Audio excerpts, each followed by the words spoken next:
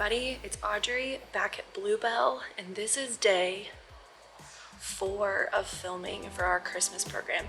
It's the last day, which is kind of bittersweet because we've had such a wonderful time putting this together and really bringing to life what we hope is a really meaningful experience for you and your family. And we know that God is going to meet you wherever it is that you are going to be watching this. So I'm here with my good friend David, who's been the creative brain, or one of them, behind this Christmas program. I don't know, he's got a lot of really interesting perspectives on this Christmas program as a whole, and what he hopes you and your family will get to experience because of it. And so I'm excited to introduce you guys to David Cover. Hey, my name is David. I am one of the worship leaders at The Crossing. For this Christmas experience, I've served as the creative director. Christmas is a time in our culture where we have opportunities to share the gospel story. And so we want to do that in a way that people connect with, that tells things how they really are, gives people glimpses of this transcendent reality, this story that we are all a part of, whether or not we know it.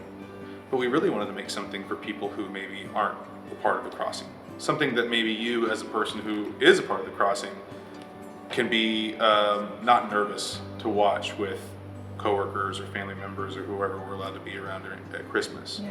Something that you would be proud to share because we're going to tell the reality of who God is well, and it's not going to be something that you kind of have to cringe at or give answers to or be defensive about. And so that's really the vision behind this, was to let people enter into the real transcendent story of Christmas.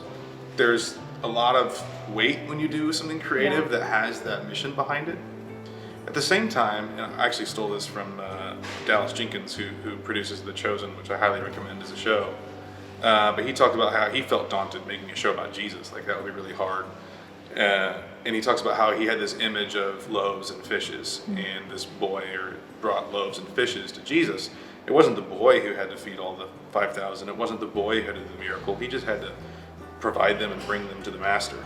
We're doing all these things that seem like they're not these sort of mission, changing lives, details and things like that. But taking that loaves and fishes analogy, it feels like someone had to bake that bread in this analogy. Someone had to catch those fish and work to buy those ingredients.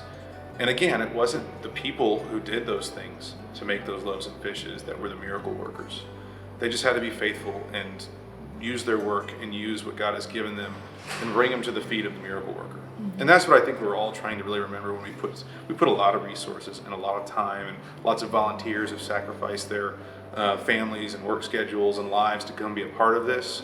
And we're just trying to be faithful to bring it before the master and the miracle worker and see what kind of lives can be changed from this.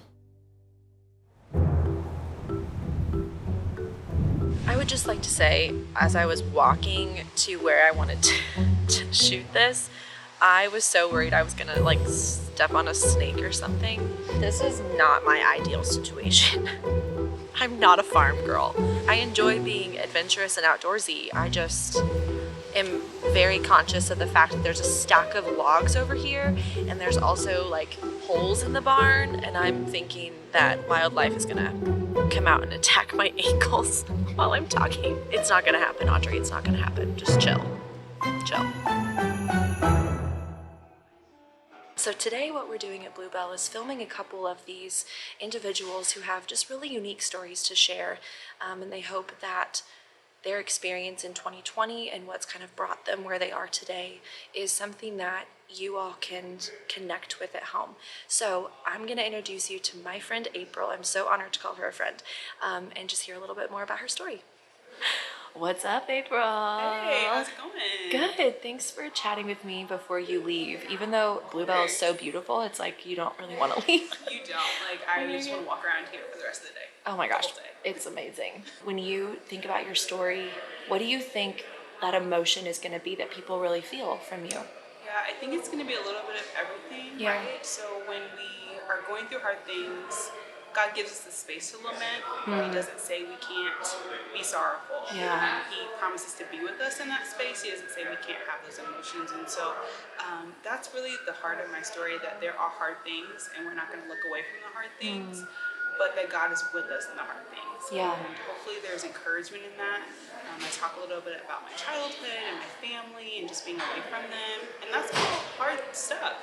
But God is ever present in the time of trouble. I really think that it's going to be really meaningful for people. So thank you for being so willing to share your story, because everybody has a unique one, but so many of our dots will connect, you know? Yeah. So I think it's really powerful. So thanks for being here. Really appreciate it. Thanks, Audrey. Okay, bye.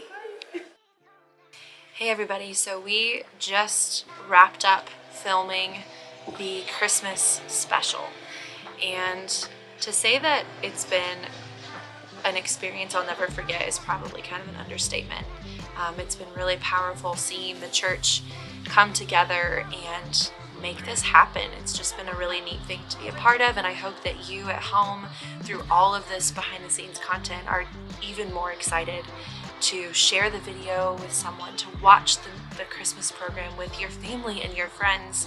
It's going to be really special for not only our church community, but for everyone that you decide to share this with.